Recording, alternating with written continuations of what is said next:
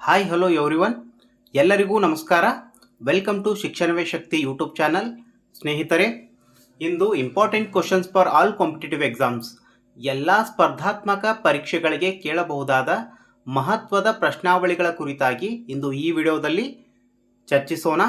ಸ್ನೇಹಿತರೆ, ಸ್ಪರ್ಧಾತ್ಮಕ ಪರೀಕ್ಷೆಗಳಾದ SDC, FDC, KS, IAS, CET, TET, KSET, net, police exam ಹೀಗೆ ಮುಂತಾದ ಸ್ಪರ್ಧಾತ್ಮಕ ಪರೀಕ್ಷೆಗಳಲ್ಲಿ ಈ ಹಿಂದೆ ಕೇಳಲಾದಂತಹ ಹಾಗೂ ಮುಂದೆ ಕೇಳಬಹುದಾದ ಸಂಭವನೀಯ ಪ್ರಶ್ನೋತ್ತರಗಳ ಕುರಿತಾಗಿ ಇಂದು ನಾವು ಈ ವಿಡಿಯೋದಲ್ಲಿ ಚರ್ಚಿಸೋಣ.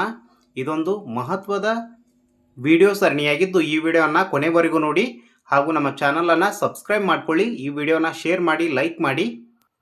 ತಡ ಮಾಡದೆ ವಿಡಿಯೋನ ಪ್ರಾರಂಭಿಸೋಣ. ಮೊದಲ ಪ್ರಶ್ನೆ, ಉತ್ತರ ಸ್ಥಿತ್ಯಂತರ ವಲಯದಲ್ಲಿ ಕಂಡುಬರುವ ಮಣ್ಣು ಯಾವುದು? ಪ್ರಶ್ನೆ ಮತ್ತೊಮ್ಮೆ, ಉತ್ತರ ಸ್ಥಿತ್ಯಂತರ ವಲಯದಲ್ಲಿ ಕಂಡುಬರುವ ಮಣ್ಣು ಯಾವುದು? ಆಯ್ಕೆಗಳು ಹೀಗಿವೆ. ಆಯ್ಕೆ 1 ಕೆಂಪು ಮಣ್ಣು ಅಥವಾ ಮಸಾರಿ ಮಣ್ಣು, ಆಯ್ಕೆ 2 ಕಪ್ಪು ಮಣ್ಣು, ಆಯ್ಕೆ 3 ಮೆಕ್ಕಲು ಮಣ್ಣು, ಆಯ್ಕೆ 4 ಜಂಬಿಟ್ಟಿಗೆ ಮಣ್ಣು. ಉತ್ತರ ಸ್ಥಿತ್ಯಂತರ ವಲಯದಲ್ಲಿ ಕಂಡುಬರುವಂತಹ ಮಣ್ಣು ಯಾವುದು ಎಂಬುದು ಪ್ರಶ್ನೆ. ಸರಿಯಾದ ಉತ್ತರ ಹೀಗಿದೆ. ಉತ್ತರ ಸ್ಥಿತ್ಯಂತರ ವಲಯದಲ್ಲಿ ಕಂಡುಬರುವ ಮಣ್ಣು ಕೆಂಪು ಮಣ್ಣು ಅಥವಾ ಮಸಾರಿ ಮಣ್ಣು ಆಗಿರುತ್ತದೆ. ಇಲ್ಲಿ ಆಯ್ಕೆ 1 ಸರಿಯಾದ ಉತ್ತರವಾಗಿದೆ. ಮುಂದಿನ ಪ್ರಶ್ನೆ, ರಾಜ್ಯದಲ್ಲಿ ಯಾವುದು ಅತಿ ದೊಡ್ಡ ವಿಸ್ತಾರವಾದ ವ್ಯವಸಾಯ ಪ್ರದೇಶವಾಗಿದೆ? ಇಲ್ಲಿ ರಾಜ್ಯ ಅಂದರೆ ಕರ್ನಾಟಕ.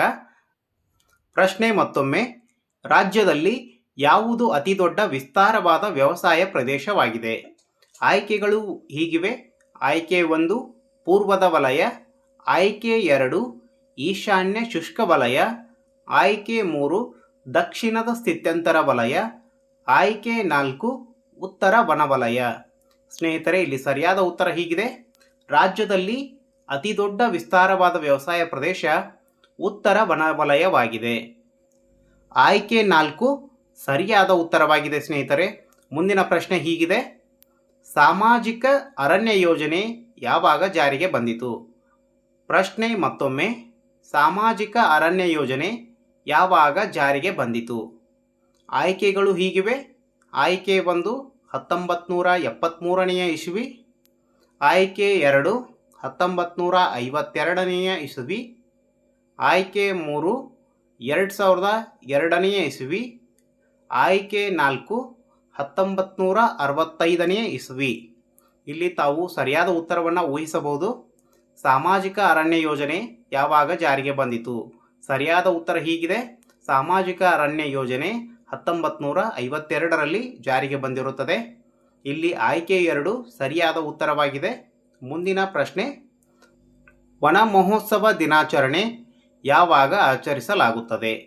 ಪ್ರಶ್ನೆ ಮತ್ತೊಮ್ಮೆ, ವನ ಮಹೋತ್ಸವ ದಿನಾಚರಣೆ ಯಾವಾಗ ಆಚರಿಸಲಾಗುತ್ತದೆ? ಆಯ್ಕೆಗಳು ಹೀಗಿವೆ. ಆಯ್ಕೆ 1 ಜೂನ್ 5ರಂದು, ಆಯ್ಕೆ 2 ಜುಲೈ 1ರಂದು, ಆಯ್ಕೆ 3 ಸೆಪ್ಟೆಂಬರ್ 15ರಂದು, ಆಯ್ಕೆ 4 ಅಕ್ಟೋಬರ್ 2ರಂದು. ಸ್ನೇಹಿತರೆ, ಇಲ್ಲಿ ತಾವು ಉತ್ತರವನ್ನು ಗೆಸ್ ಮಾಡಿದ್ದೀರಿ ಅಂದ್ಕೊಳ್ತೀನಿ. ವನ ಮಹೋತ್ಸವದ ದಿನಾಚರಣೆ ಯಾವಾಗ ಆಚರಿಸಲಾಗುತ್ತದೆ? ಜೂನ್ 5ರಂದು ಈ ವನ ಮಹೋತ್ಸವ ದಿನಾಚರಣೆಯನ್ನು ಆಚರಿಸಲಾಗುತ್ತದೆ. ಇಲ್ಲಿ ಆಯ್ಕೆ 1 ಸರಿಯಾದ ಉತ್ತರವಾಗಿದೆ. ಮುಂದಿನ ಪ್ರಶ್ನೆ, ಯಾವುದು ಹಿಂದುಳಿದ ಪ್ರದೇಶಗಳನ್ನು ಗುರುತಿಸಲು ರಚಿತಗೊಂಡ ಸಮಿತಿಯಲ್ಲ? ಪ್ರಶ್ನೆ ಮತ್ತೊಮ್ಮೆ, ಯಾವುದು ಹಿಂದುಳಿದ ಪ್ರದೇಶಗಳನ್ನು ಗುರುತಿಸಲು ರಚಿತಗೊಂಡ ಸಮಿತಿಯಲ್ಲ? ಆಯ್ಕೆಗಳು ಹೀಗಿವೆ. ಆಯ್ಕೆ 1 ಪಾಂಡೆ ಸಮಿತಿ, ಆಯ್ಕೆ 2 ವಾಂಚು ಸಮಿತಿ, ಆಯ್ಕೆ 3 ಚಕ್ರವರ್ತಿ ಸಮಿತಿ, ಆಯ್ಕೆ 4 ನರಸಿಂಹನ್ ಸಮಿತಿ. ಇಲ್ಲಿ ಸರಿಯಾದ ಉತ್ತರ ಹೀಗಿದೆ. ಯಾವುದೇ ಹಿಂದುಳಿದ ಪ್ರದೇಶಗಳನ್ನು ಗುರುತಿಸಲು ರಚಿತಗೊಂಡ ಸಮಿತಿ ಅಲ್ಲದೇ ಇರುವುದು ಇಲ್ಲಿ ನರಸಿಂಹನ್ ಸಮಿತಿ. ಈ ಪಾಂಡೆ ಸಮಿತಿ, ವಾಂಚು ಸಮಿತಿ, ಚಕ್ರವರ್ತಿ ಸಮಿತಿಗಳು ಹಿಂದುಳಿದ ಪ್ರದೇಶಗಳನ್ನು ಗುರುತಿಸಲು ರಚನೆಗೊಂಡಂತಹ ಸಮಿತಿಗಳಾಗಿವೆ. ಆದರೆ ನರಸಿಂಹನ್ ಸಮಿತಿ ಇದು ಹಿಂದುಳಿದ ಪ್ರದೇಶಗಳನ್ನು ಗುರುತಿಸಲು ರಚನೆಗೊಂಡ ಸಮಿತಿಯಲ್ಲ. ನೆಕ್ಸ್ಟ್ ಕ್ವಶನ್ ಹೀಗಿದೆ. ಭತ್ತವನ್ನು ಹೆಚ್ಚಾಗಿ ಬೆಳೆಯಲಾಗುವ ಜಿಲ್ಲೆ ಯಾವುದು? ಪ್ರಶ್ನೆ ಮತ್ತೊಮ್ಮೆ, ಭತ್ತವನ್ನು ಹೆಚ್ಚಾಗಿ ಬೆಳೆಯಲಾಗುವ ಜಿಲ್ಲೆ ಯಾವುದು? ಆಯ್ಕೆ 1 ಬೀದರ್ ಜಿಲ್ಲೆ, ಆಯ್ಕೆ 2 ಚಾಮರಾಜನಗರ ಜಿಲ್ಲೆ, ಆಯ್ಕೆ 3 ಧಾರವಾಡ ಜಿಲ್ಲೆ, ಆಯ್ಕೆ 4 ರಾಯಚೂರು ಜಿಲ್ಲೆ. ಸ್ನೇಹಿತರೆ, ತಾವು ಉತ್ತರವನ್ನು ಇಲ್ಲಿ ಊಹಿಸಬಹುದು. ಭತ್ತವನ್ನು ಹೆಚ್ಚಾಗಿ ಬೆಳೆಯುವ ಜಿಲ್ಲೆ ಯಾವುದು? ಇಲ್ಲಿ ಸರಿಯಾದ ಉತ್ತರ ಹೀಗಿದೆ.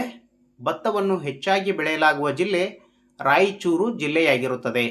ಇಲ್ಲಿ ಸರಿಯಾದ ಉತ್ತರ ಆಯ್ಕೆ 4 ಸರಿಯಾದ ಉತ್ತರವಾಗಿದೆ. ಮುಂದಿನ ಪ್ರಶ್ನೆ, ಜೋಳವನ್ನು ಹೆಚ್ಚಾಗಿ ಬೆಳೆಯಲಾಗುವ ಜಿಲ್ಲೆ ಯಾವುದು?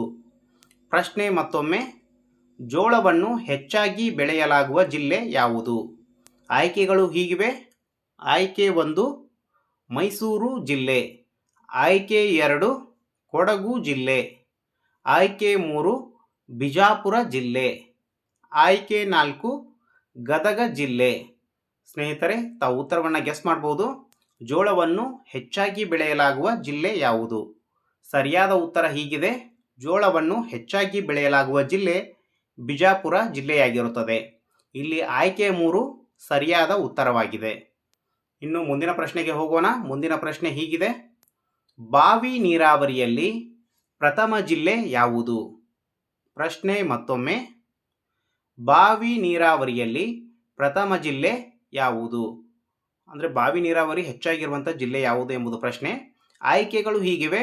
ಆಯ್ಕೆ 1 ಹಾಸನ ಜಿಲ್ಲೆ, ಆಯ್ಕೆ 2 ಚಿಕ್ಕಮಗಳೂರು ಜಿಲ್ಲೆ, ಆಯ್ಕೆ 3 ಕೊಪ್ಪಳ ಜಿಲ್ಲೆ, ಆಯ್ಕೆ 4 ಬೆಳಗಾವಿ ಜಿಲ್ಲೆ.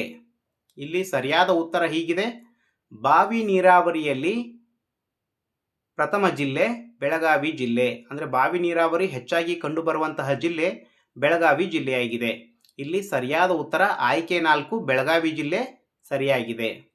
ಇನ್ನು ಮುಂದಿನ ಪ್ರಶ್ನೆ, ಕೆರೆ ನೀರಾವರಿಯಲ್ಲಿ ಪ್ರಥಮ ಜಿಲ್ಲೆ ಯಾವುದು? ಪ್ರಶ್ನೆ ಮತ್ತೊಮ್ಮೆ, ಕೆರೆ ನೀರಾವರಿಯಲ್ಲಿ ಪ್ರಥಮ ಜಿಲ್ಲೆ ಯಾವುದು? ಕೆರೆ ನೀರಾವರಿ ಹೆಚ್ಚಾಗಿ ಕಂಡುಬರುವಂತಹ ಜಿಲ್ಲೆ ಯಾವುದು?